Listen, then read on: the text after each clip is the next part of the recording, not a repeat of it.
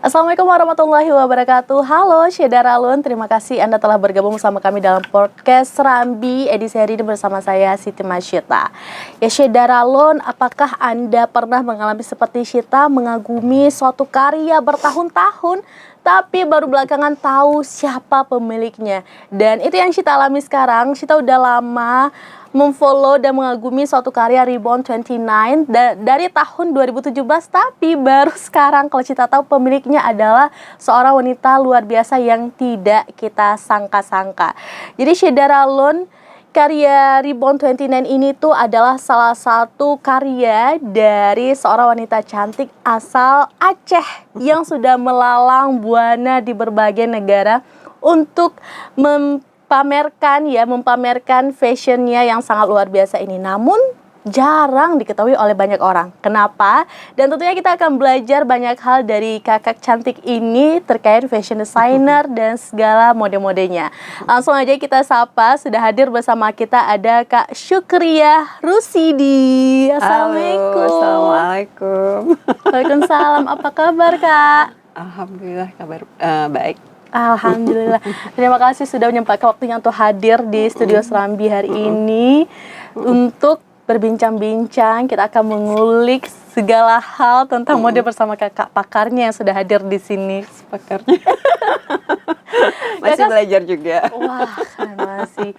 Kakak selama ini tinggal di mana? Kita stay-nya di Aceh emang. Di Aceh. Tapi kan aku juga sering keluar negeri, berarti cuma sebentar aja. Oke. Jadi kalau ada event aja kita keluar, tapi kalau memang domisili memang kita di Aceh domisilinya. Oke. Dan kakak ini aslinya sebenarnya Aceh besar ya kak? Iya. Aceh besar di Sibre. Wow, pasti banyak yang nggak nyangka, dan ternyata kakak ini juga lulusannya itu tidak selaras dengan karirnya sekarang. Nanti akan kita bahas semuanya.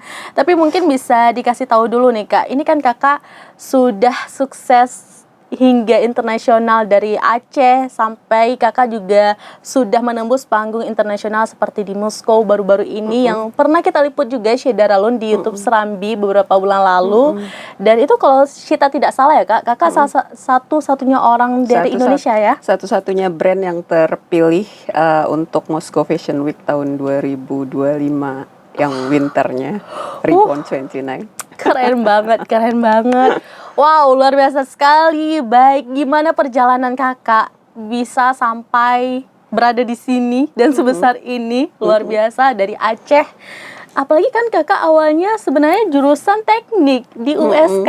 Kenapa belok arah ke mode kak? Itu gimana ceritanya? Mungkin ceritanya dari awal dulu ya. Boleh. Kita ceritanya. Jadi kalau ditanya kenapa bisa jadi desainer, memang nggak terfikirkan sejak dulu tuh. Maksudnya sejak kecil itu cuma punya hobi menggambar gitu, tapi nggak pernah kepikiran untuk jadi fashion designer. Malah waktu mau kuliah itu saya minta ke orang tua masuknya ke seni rupa. Tapi kebetulan nggak dapet izin karena harus keluar dari Aceh ya. Jadi yang ada di Aceh itu kebetulan cuma arsitektur, kebetulan juga baru buka tahun 1997. Jadi saya masuk ke arsitektur. Di arsitektur saya banyak belajar tentang konsep, bagaimana maksudnya cara mendesain gitu, pemilihan warna, tekstur dan segala macam. Itu pokoknya dasar-dasar prinsip-prinsip desain itu saya pelajari di arsitektur. Jadi waktu pertengahan kuliah itu tahun 2001 itu ada teman yang ngasih formulir lomba. Ya ini ikut nih katanya gitu. Coba nih ikut lomba. Terus saya coba alhamdulillah dari 400 orang seluruh Indonesia saya kepilih masuk 15 besar. Jadi waktu itu pertama sekali tahun 2001 saya keluar dari Aceh. Di sana saya kenal banyak orang-orang yang memang berkecimpung di dunia fashion gitu. Jadi di sana saya juga banyak belajar. Oh ternyata fashion itu nggak cuma sekedar gambar, bikin desain, bikin konsep yang bagus, tapi harus ada kreativitas di sana. Jadi pokoknya saya banyak belajar dan jadi ketagihan gitu. Jadi ketagihan sambil kuliah itu sambil tetap nyari-nyari info tentang desain, maksudnya tentang lomba-lomba gitu. Pengen nguji lagi lah. Ini kan udah nih kemarin belum berhasil lagi, ini harus berhasil. Tahun 2004 itu saya coba ikut lomba lagi di yang ngadain Plaza Indonesia waktu itu. Di situ saya dapat nomor 2. Saya dapat nomor 2. Wow. Masih kok belum dapat nomor 1. Pokoknya nomor 1 lah ya. Pengen nomor 1 kalau ikut lagi tahun 2010. Ikut lagi tahun 2010 tapi memang belum rezeki. Tapi dapat lagi nomor 2, tapi belum rezeki dapat nomor 1. Tapi waktu itu LRBM ya, lomba rancang busana muslim itu di majalah Nur. Tapi di situ saya jadi punya kesempatan untuk memperkenalkan produk saya ke nasional. Jadi itu udah ada ribbon waktu itu. Jadi enggak, setelah itu ada ribbon. Tahun 2010 saya ikut lomba, tahun 2011 saya punya ribbon. Terus mereka itu kan karena majalah, jadi saya punya link ke sana. Jadi kalau saya show di Jakarta, saya undang mereka suka lihat produk saya, jadi sering masuk majalah gitu. Jadi ada 5 edisi waktu itu masuk ke majalah Nur. Berarti awalnya dari desain baju dulu ya Kak ya? Iya. Belum menghasilkan karya utuhnya, karya nyatanya berarti ya? Dalam artian belum dijahit ya? Udah langsung dijahit. Jadi awalnya itu belum punya brand. Jadi ribbon ini kan brand. Jadi kan saya cuma ya sekedar ya desain, bikin baju realisasi ya untuk lomba gitu. Tapi terakhir tahun 2011 saya memutuskan untuk bikin brand. Jadi ribbon ini brand ready to wear pertama di Aceh. Saya bangga bilang kalau Ribbon 29 ini adalah ready to wear pertama di Aceh, karena waktu itu teman-teman yang lain masih custom, jadi terima orderan baru dibikin bajunya kayak terima jahitan gitu. Tapi saya memutuskan untuk langsung masuk ke ready to wear, produksi langsung jadi jual gitu. Wah, keren banget ya Syeda Ronian, yang awalnya susah izin untuk keluar negeri, tapi ternyata impian kakak yang membuat kakak bisa keluar negeri. Enggak, belum. Ini kan belum, masih 2010. Iya, tapi kan awalnya kan orang tua kan tidak mengizinkan. Tidak mengizinkan keluar dari daerah. Tapi karena impian kakak inilah yang buat kakak akhirnya bisa melalang buana terus-terus keluar negeri. Apakah cuman kakak sendiri dari keluarga yang memiliki jiwa-jiwa desain, atau mungkin dari sebelumnya sudah ada? Ibu saya pinter gambar, jago jahit juga. Tapi itu enggak langsung, maksudnya nggak diajarin langsung. Dia kan pengennya anaknya jadi arsitek, nggak mau jadi penjahit gitu. Emang saya kan bukan penjahit maksudnya, tapi kan levelnya udah di atas itu, udah didesain. Mungkin di zaman dulu kesannya penjahit itu tidak seperti sekarang ya kayak kalau fashion designer kan peluang karirnya juga besar. Kalau penjahit sama desainer beda lah.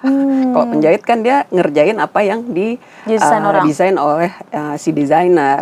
Yang mikirin itu kan desainer, gimana proporsi, warna, segala macam. Kalau penjahit kan hanya mengerjakan berdasarkan desain yang dikasih. Beda. Oke. Nah ini juga jadi ilmu baru juga ya kepada Syita. Ternyata beda ya. Walaupun mungkin dari penjahitnya ada buat rancangan itu juga beda juga Kak.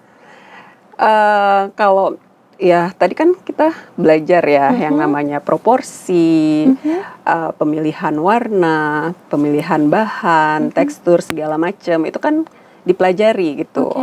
Banyak desainer yang lahir dari tanpa harus masuk ke dunia pendidikan gitu. Banyak, tapi ya balik lagi pasar bisa terima produknya atau enggak gitu. Balik lagi ke sana ya. Menarik nih. Wow, luar biasa ya ternyata, nggak nyangka. Mungkin perjalanannya masih panjang ya Kak ya sampai sekarang. Panjang. Kita bahas sedikit dulu.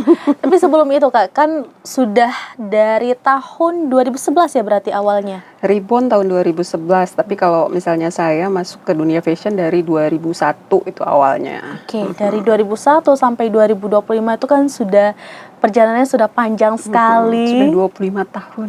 luar biasa. Dan tentunya kakak juga sudah memiliki banyak sekali prestasi-prestasi luar biasa. Mungkin bisa disebutkan 5 prestasi terbesar kakak dan ada kesan apa nih di antara 5 prestasi itu, Kak? Yang pertama mungkin prestasi yang pertama saya bisa dapat short course untuk fashion ke Australia. Aha. Di situ saya banyak belajar tentang gimana memasarkan. Jadi kita menciptakan produk itu gampang, tapi memasarkan itu belum tentu semua orang bisa gitu. Iya. Jadi ini fokus ke gimana memasarkan produk fashion untuk internasional. Aha. Terus yang kedua, prestasi yang kedua bisa show di Paris itu mimpi. Aha. Dan alhamdulillah bisa dapat 2 kali. Eh, Terus yang di Moskow bisa jadi satu-satunya yang dari Indonesia, itu juga sesuatu yang Membanggakan banget ya, Kak ya. maksudnya ya bikin saya seneng gitu. Terus yang Turki juga saya itu prestasi buat saya juga karena saya berhasil dapat buyer yang bikin mereka mau lihat produk saya, mereka jadi kepikiran yang tadinya belum punya butik, kepikiran untuk buka butik karena lihat produk saya. Luar biasa. Iya itu. Wow, keren kali, Kak. Wow, keren banget, Kak. Tapi pastinya Tapi banyak. kalau prestasi yang terbesar ya, saya bisa punya Reborn, Iya. saya bisa memberi kebermanfaatan buat adik-adik yang nggak yang putus sekolah nggak bisa ngelanjutin itu, tapi bisa kerja di Reborn itu menurut saya itu prestasi terbesar saya dibandingkan yang tadi Iya lain. sih. Ketika kita juga bermanfaat untuk Ya, orang lain ya, kita Kak ya. bermanfaat untuk orang lain itu merupakan prestasi terbesar. Ada kebahagiaan tersendiri. Keren banget, Masya Allah, Kak, keren banget. Bisa diceritakan nggak gimana akhirnya ini Reborn ini tuh bermanfaat juga untuk orang-orang sekitar seperti yang Kak ceritakan tadi. Dan kalau kita nggak salah, Reborn ini Kakak beri nama berkaitan dengan usia ya, Kak. Itu gimana tuh? Jadi awal bikin nama Reborn 29 itu awalnya Reborn aja, nggak ada 29-nya. Jadi kan konsep awalnya itu kita mau bikin produk baju muslim. Dulu kan ada namanya DNA, dalam desain itu ada namanya DNA, karakter. Jadi kalau saya karakternya sebenarnya saya sukanya seksi, baju yang seksi-seksi itu saya suka gitu. Tapi karena saya stay-nya di Aceh dan itu nggak pasarnya kan nggak ada yang baju-baju, kok saya jual lingerie kan nggak mungkin di sini nggak ada, jadi nggak ada pasarnya. Jadi saya harus merubah DNA saya menjadi pakaian muslim gitu. Jadi saya nyari nama, dapat namanya Reborn, jadi terlahir kembali yang dulunya belum berhijab atau dulunya jadi berhijab gitu. Tapi itu kan masih konsepnya masih busana muslim. Tapi kalau busana muslim itu kan mungkin pasarnya jadi terbatas gitu. Jadi saya rubah konsepnya menjadi modest wear gitu, pakaian yang longgar, pakaian yang sopan gitu. Jadi nggak hanya perempuan yang berhijab yang bisa menggunakan produk Reborn 29, tapi perempuan tidak berhijab juga bisa menggunakan produk Reborn 29. Jadi namanya kita ganti. Namanya maksudnya filosofinya jadi berubah gitu. Filosofinya jadi berubah. Perempuan usia 29 memasuki 30 tahun itu udah mulai was-was. Udah nggak cantik lagi nih, udah nggak keren lagi nih. Tapi ternyata dengan menggunakan Reborn 29, you can reborn your style. Wow, keren banget, keren banget. Dari sini kita bisa merasakan ya, Kak, bagaimana Kakak seorang owner, bisa kita katakan owner dan juga pemikir untuk menciptakan desain-desain baju yang luar biasa. Tapi tidak hanya untuk memasarkan, tapi juga memberikan rasa yang berbeda ketika customernya memakai baju ini.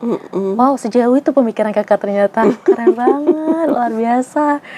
Keren-keren banget. Dan kakak juga nggak kalah kerennya, kakak juga aktif di berbagai organisasi seperti penasihat Kamar Dagang Mode Indonesia, Ketua Kamar Mode Indonesia, anggota Asosiasi Perancang Pengusaha Mode Indonesia, dan kakak juga aktif sebagai pembicara mode dan juga juri rancang busana. Bukan Kamar Dagang itu, Jadi, Indonesian Fashion Chamber. oke, berarti kita salah referensi nih.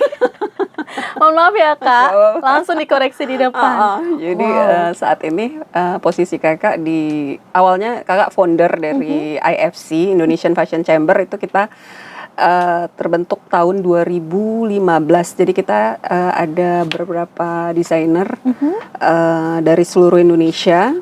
Itu kita gabung bentuk satu wadah yang bisa ya berkolaborasi. Jadi kalau kita jalan bersama itu jadi lebih mudah dibandingkan kita jalan sendiri-sendiri gitu.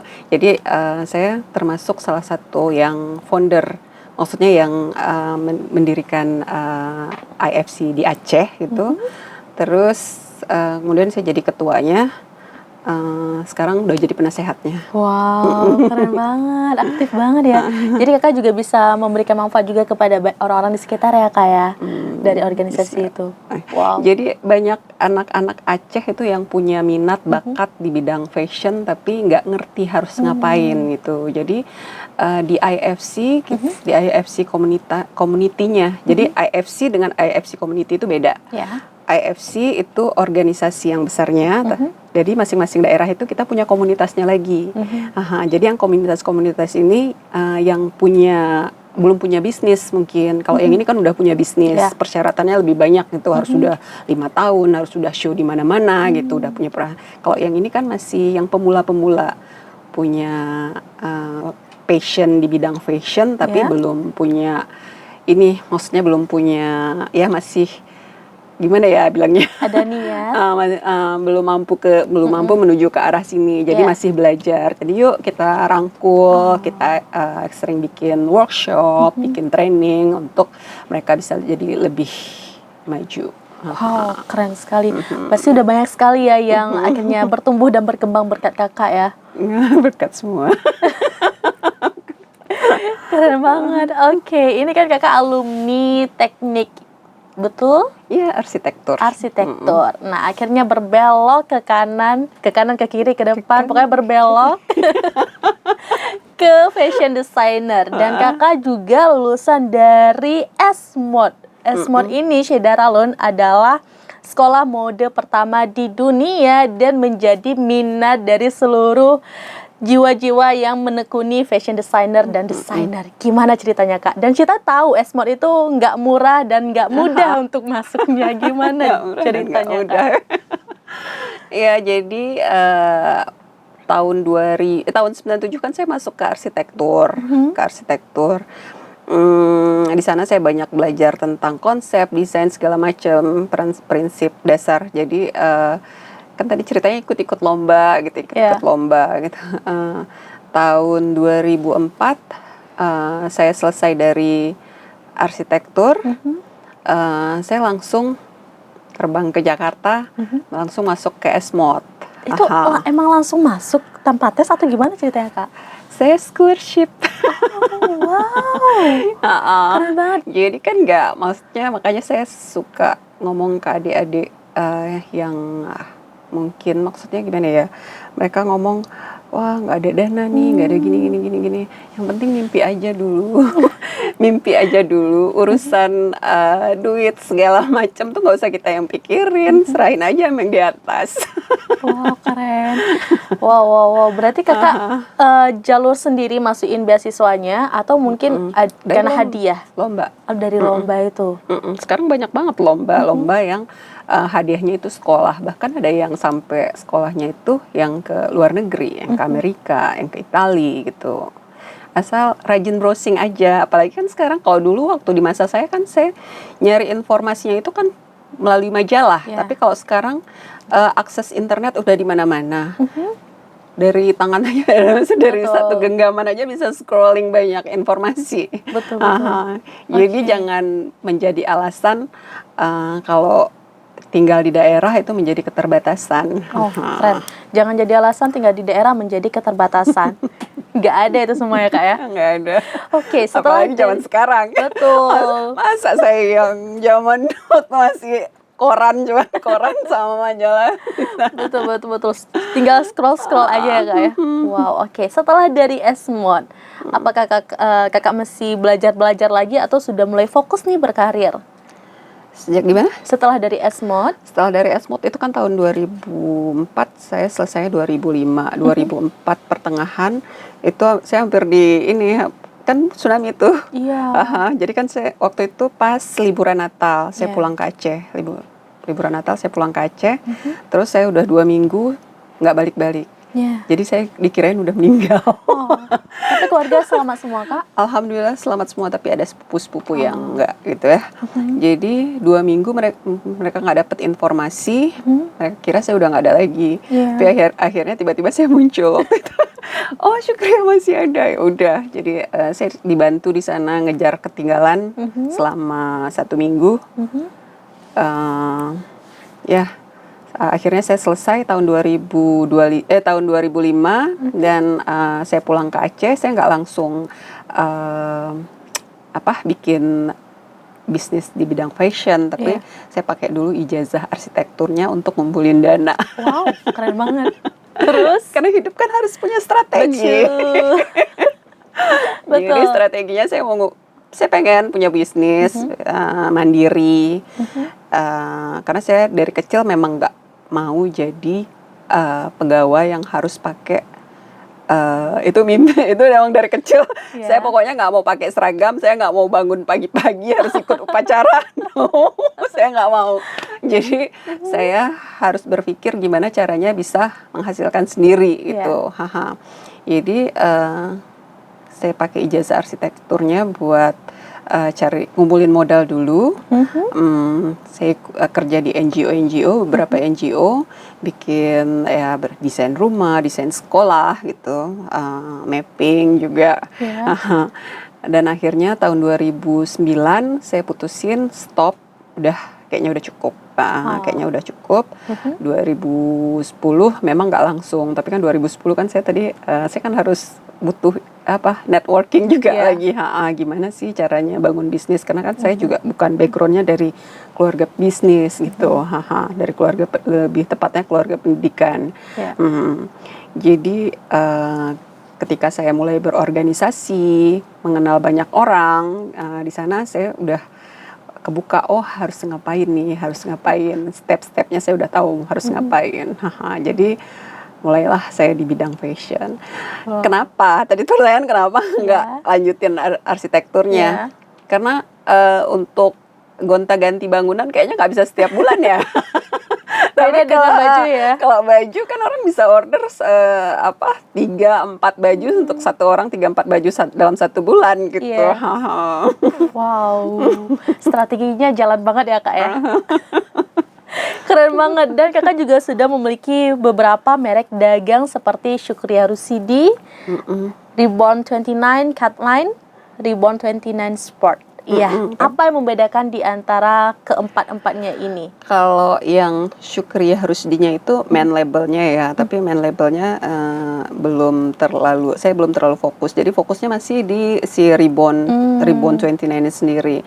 Kalau Reborn 29 itu daily wear, pakaian harian, yang target marketnya perempuan pekerja profesional yang yang mobilitasnya tinggi tapi nggak punya banyak waktu untuk gonta-ganti pakaian. Jadi kita bikin baju buat mereka yang bisa di mix and match, yang bisa di styling macam-macam. Jadi pagi ini stylenya begini, malam nggak harus pulang, ada kerjaan ya tinggal dirubah aja di styling macam-macam gitu. Wow, keren banget. Terus kalau si Catline itu kemarin itu kan kita bikin produk yang low price gitu ya, yang fokusnya ke yang materialnya bahan kaos segala macam, tapi ternyata di Aceh nggak jalan. Justru itu jalannya di Jakarta kemarin. Kita kan masih nyoba-nyoba target. Terus ada si Reborn Sport ya. Reborn Sport itu lahirnya waktu COVID. Pas COVID itu saya kan harus bertahan. Bukan saya, semua orang harus bertahan. Jadi saya harus mikirin gimana karyawan saya bisa tetap kerja. Saya punya karyawan, gimana caranya mereka tetap kerja, tetap berpenghasilan, tetap bisa menghidupi diri mereka ataupun keluarga mereka. Jadi dulunya, jadi saya kan di situ belajar, oh ternyata habit orang-orang berubah gitu. Yang dulunya belanjanya kemana gitu, maksudnya belanjanya sekarang udah berubah jadi suka scroll gitu online, terus jadi suka olahraga gitu. Jadi di situ kan kita ngelihat, oh ini peluang pasarnya seperti ini. Yuk kita coba bikin selain masker kita coba bikin baju olahraga gitu. Ya udah jalan, alhamdulillah. Di masa COVID kita justru omsetnya melebihi dari biasanya. Dari biasanya, karena memang permintaan baju olahraganya memang luar biasa waktu itu. Bahkan sampai kita ngirim juga ke Australia. Ada yang minta. Keren banget ya. Jadi sebenarnya musibah mendatangkan keberkahan ya Kak ya. Wow, keren banget. Tergantung gimana kita meresponnya. Betul, keren menarik banget. Dan Kakak juga udah sering kali fashion show nggak tuh? Sudah melalang buana di beberapa fashion show di berbagai negara. Apalagi yang baru-baru ini di Moskow ya Kak ya. Awal tahun ini kalau Syita tidak salah. Iya. Yang terakhir di Turki kemarin. Di Turki itu bulan 8. Oh, baru-baru banget ya. Itu gimana perasaan Kakak bisa, apalagi di Moskow ini satu-satunya. Itu apakah ada seleksinya terlebih dahulu atau memang mereka yang pilih tentukan? Jadi ada seleksinya dulu. Kita diminta kirimin portofolio, terus koleksi yang mau ditampilkan gimana. Jadi mereka seleksi, itu prosesnya kalau nggak salah 1 bulan ya. Terus langsung dapat kabar lolos katanya, ya udah langsung siapin semuanya. Nah, itu ada 40 look. Semuanya totalnya 40 look, tapi saya kayaknya nggak sampai 40 look, nggak sanggup. Karena dalam waktu 1 bulan kurang ya berarti ya persiapannya. Oke, berarti memang tiba-tiba semua puasa. Kita puasa berangkat ke sana. Puasa dingin lah, kalau di sana dingin -8. Wow. Wah, gimana perasaan Kakak pas waktu bisa mendapatkan kesempatan luar biasa itu? Happy lah pasti. Happy, senang, maksudnya ya ada kebahagiaan tersendiri. Bisa menjadi satu-satunya yang mewakili Indonesia. Terus happy juga bisa bikin orang tua bangga gitu, bikin keluarga bangga juga. Itu. Keren. Dari tadi sampai sekarang Syita melihat bagaimana Kakak bahagianya menjalani hidup Kakak dengan pilihan Kakak. Tapi mungkin ada hal yang kita tuh nggak tahu atau mungkin Kakak nggak berani cerita sebelumnya. Adakah tantangan atau mungkin kesedihan yang dilalui dalam proses perjalanan ini Kak? Pastilah yang namanya bisnis itu pasti berproses dan prosesnya itu pasti panjang dan ada jatuh bangunnya gitu. Kayak misalnya waktu memutuskan untuk bikin ready to wear itu kan juga ada prosesnya. Kenapa saya akhirnya memutuskan bikin ready to wear? Ready to wear kan kalau dipikir-pikir resikonya lebih besar. Kita numpuk stok yang belum tentu laku, karena itu kan gambling, dibeli atau enggak gitu. Tapi kalau custom kan langsung itu udah pasti terjual.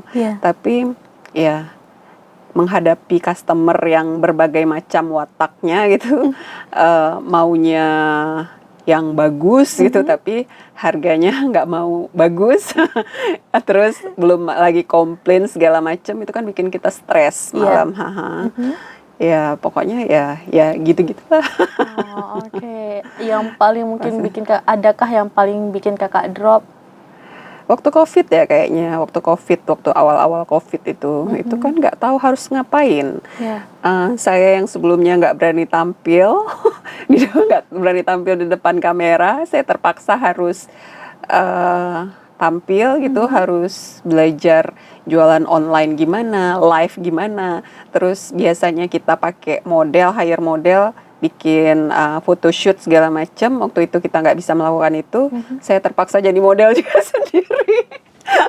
Dan dibantu sama suami yang jadi fotografernya. Tapi kita ada lihat juga loh di Instagram kakak jadi model sport Reborn Sport ini, tapi kakak nggak kalah juga loh sebagai model gayanya. Masya Allah ya. Mungkin karena itulah juga customer-nya banyak, oh keren nih, bagus nih. Dan lucunya kalau saya yang pakai sendiri bajunya lebih banyak laku dibandingkan kalau pakai model. Kayak tadi Syita bilang itu ternyata Karakternya. wow. Karena ya mungkin gini ya, pasar itu kan ngikutin, maksudnya saya kan bikin produk yang saya suka gitu. Iya. Bikin produk yang saya suka, yang saya sendiri berani pakai, saya sendiri nyaman gitu. Jadi ketika saya membawakan pakaian saya dibandingkan dengan model yang mungkin tadi stylenya beda, ya mungkin dia feminin atau apa segala macam, dia nggak nyaman. Dia waktu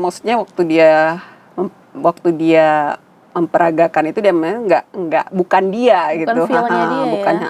Tapi kalau saya kan karena memang produk saya dan saya tahu, jadi lebih dapat kali ya bahasanya. Wow, nah kita nanti juga akan tanya sama Kak Syukri ya, gimana cara kita menentukan desain atau outfit yang cocok sama kita.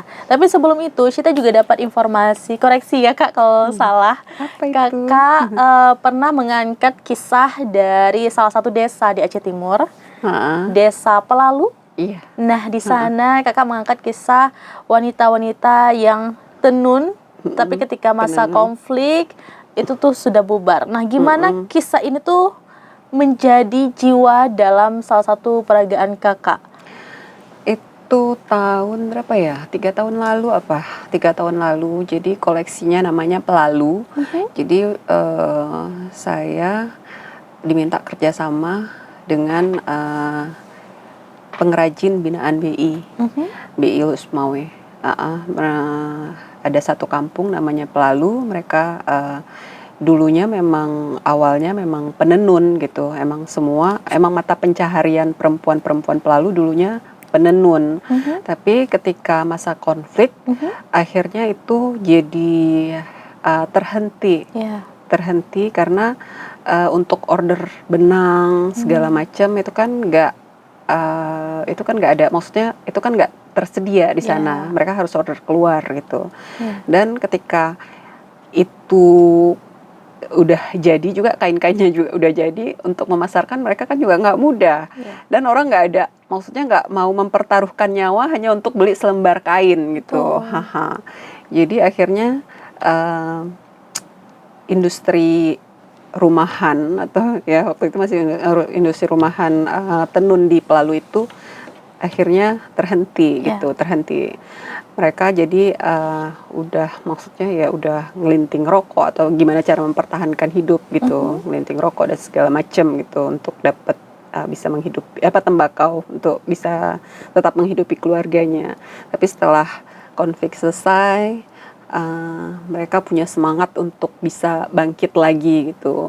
Dan saya sangat senang bisa bantu untuk mempromosikan produk-produk mereka untuk bisa dikenal lagi oleh masyarakat nasional ataupun internasional.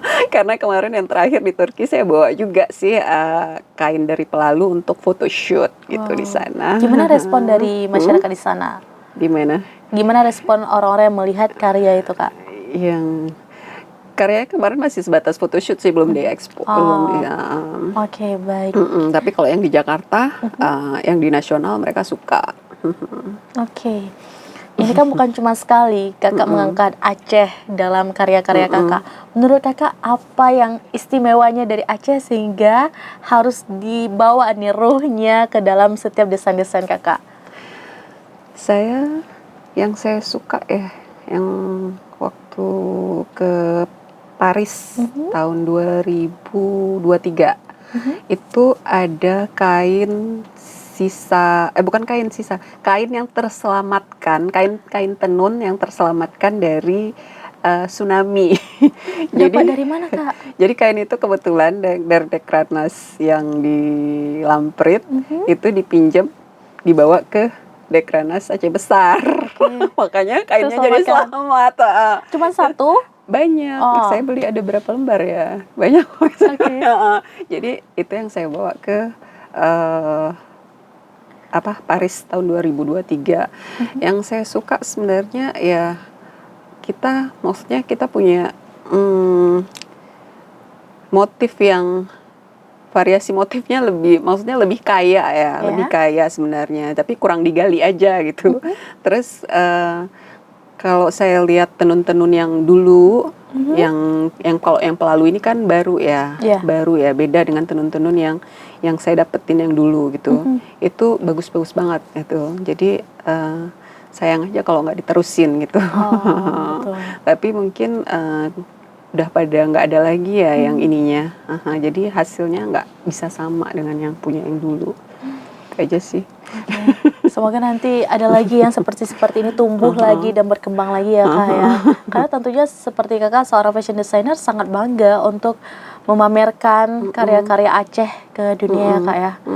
Wow, keren banget. Nah, ini juga kakak kan sudah sering melalang buana di berbagai negara. Ada nggak kakak merasa tantangan atau hambatan karena kakak seorang wanita dan juga berjilbab di negara-negara yang minoritas muslim, itu gimana kak? Gimana ya? Ini udah gampang nih. Kalau selama pengalaman ini, apakah banyak yang mungkin dalam tanda kutip melihat ujung mata atau tetap mengapresiasi? Oh, maksudnya ke sayanya gitu. Oh, sejauh ini nggak ada sih. Sejauh ini mereka sangat respect terhadap saya, terhadap karya-karya saya. Kalau misalnya untuk fashion show, karena konsep Reborn 29 sendiri itu modest, bisa dipakai oleh perempuan berhijab dan perempuan tidak berhijab. Saya juga mempresentasikannya dengan ya model-modelnya ada yang dipakein hijab, ada yang nggak dipakein hijab gitu. Dan juga Shedaron bisa lihat nih di Instagram Reborn 29 atau Instagram kakak, ada model kalau kita tidak salah di Rusia kalau nggak salah ya, kayak postur wanita Rusia tapi pakai jilbab. Dia tertutup tapi cantik loh cara pakai jilbabnya, dipitain gini. Oh, itu memang. Jadi yang belum follow yang belum follow Syukri Rusdi harus follow dulu biar bisa tahu ya. Itu menarik loh, Shedaron bisa lihat. Jadi walaupun itu memang cara mereka orang-orang Rusia menggunakan scarf. Pernah lihat film ini enggak? Ya itu cara mereka. Jadi mereka untuk maksudnya biar kepalanya itu nggak dingin. Di sana kan suhunya memang kayaknya di sana musim panas juga dingin di sana. Jadi mereka pakai penutup kepala biar tertutup. Oke. Dan cara kakak untuk pakai jilbabnya juga bagus, menarik. Itu coba ditengok, menarik tuh. Bisa jadi referensi dalam tutorial jilbab. Oke, nah tadi kita juga sudah bahas tentang prestasi kakak. Banyak sekali, luar biasa sekali dari sebagai pembicara dan juri.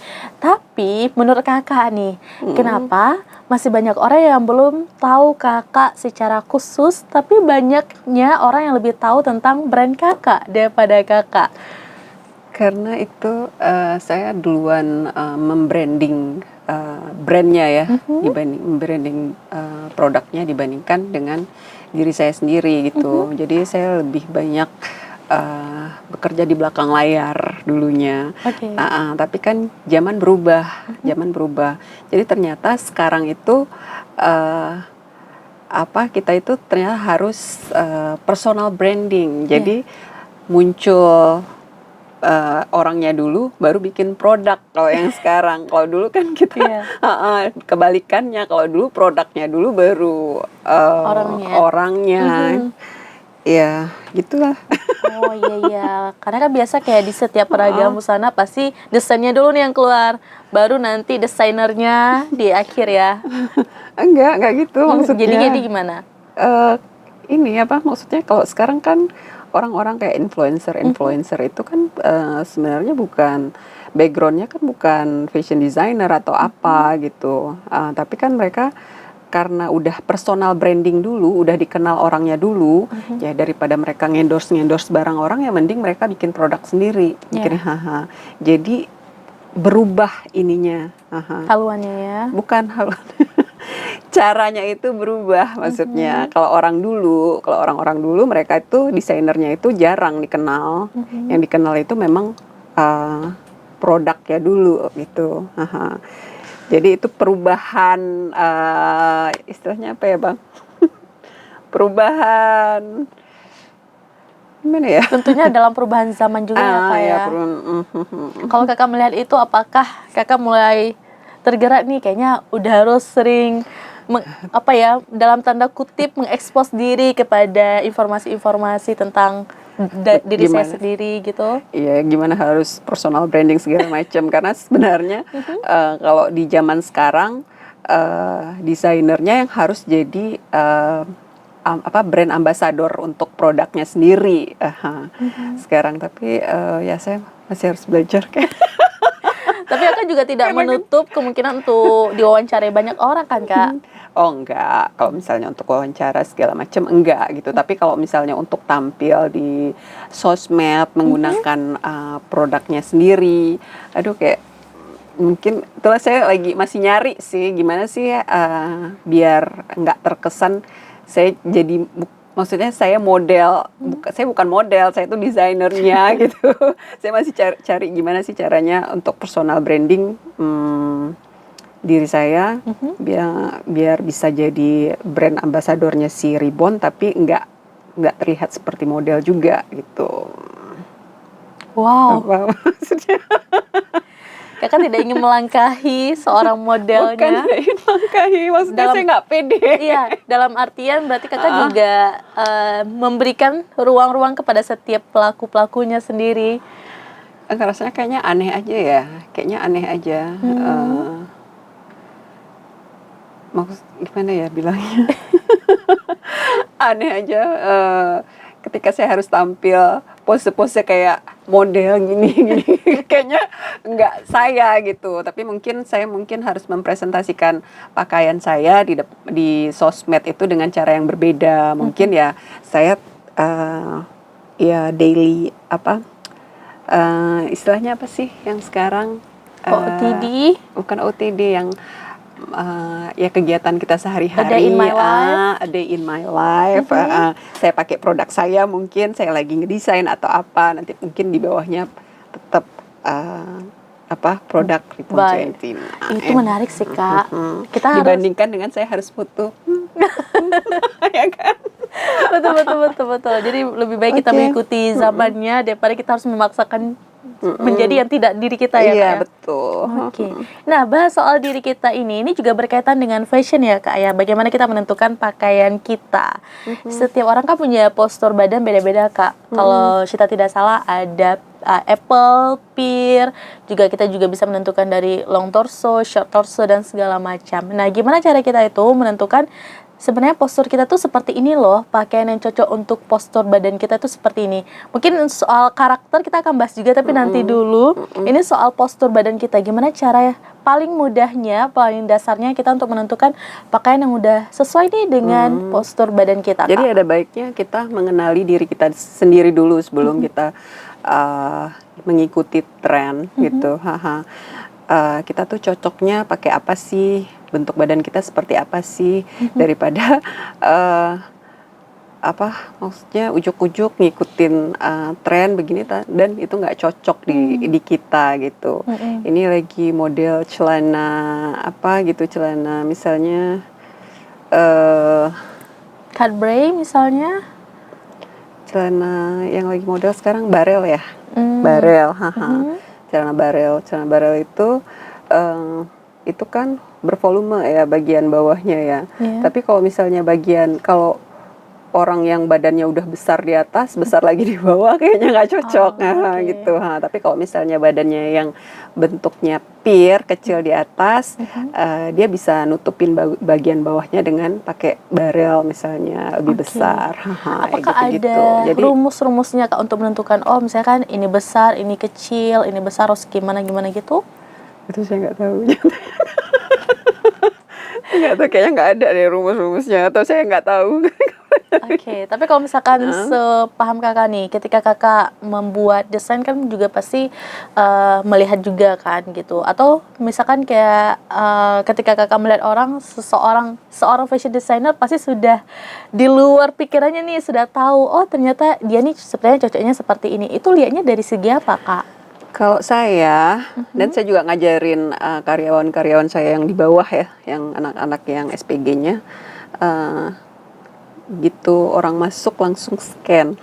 Scan gimana? Scanning, lihat dari atas ke bawah. Bukan lihat gimana, saya lihat stylenya dia, caranya dia berpakaian seperti apa. Jadi agar itu mempermudah kita mengarahkan dia untuk memilih produk yang mana gitu. Jadi kalau ngomongin style, si Ribbon sendiri kan stylenya itu perpaduan antara klasik, elegan, art of beat, dan ada sedikit unsur sportinya. Jadi nanti kadang-kadang ada customer itu yang datang yang memang benar-benar klasik gayanya. Yang klasik itu kan orang-orang yang nggak suka macem-macem gitu, terstruktur, rapi, segala macem gitu. Kalau kita kasih yang agak nyeleneh, itu yang art of beat-nya, dia pasti langsung nolak gitu. Atau kita kasih yang terlalu sporty, terlalu anak muda gitu, jadi juga nggak mau gitu. Jadi ya harus dilihat dulu gitu, ya di scan dulu.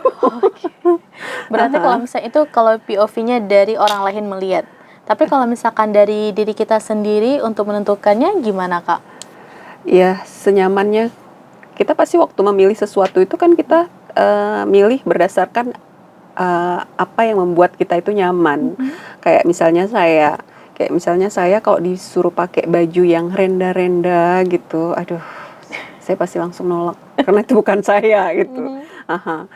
Jadi saya lebih nyaman dengan sesuatu yang ya misalnya gini ya, ini kan saya gayanya klasik sporty gitu. Klasik sporty. Ya berarti maksud tadi saya akan milih produk-produk yang seperti itu gitu. Oke.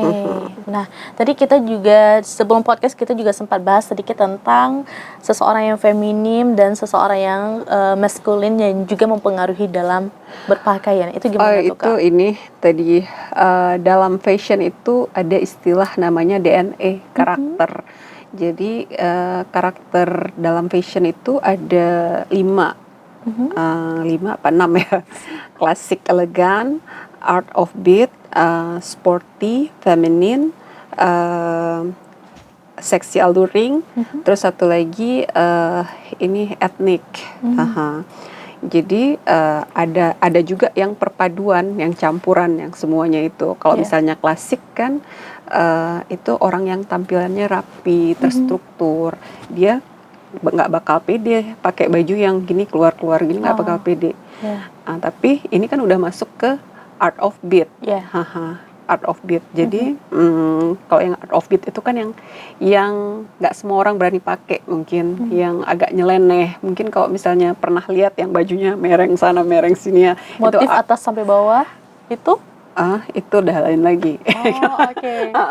Jadi ya nyeleneh, cuttingnya nyeleneh kayak gitu, yang nggak asimetris atau apa, mungkin ada pakai bantal di belakangnya, nggak tahu. Pokoknya itu art of beat. Terus kalau misalnya sporty pasti tahu lah, feminim juga pasti tahu. Jadi feminin ini juga dibagi-bagi lagi. Nanti feminin misalnya ya feminin yang seperti apa gitu.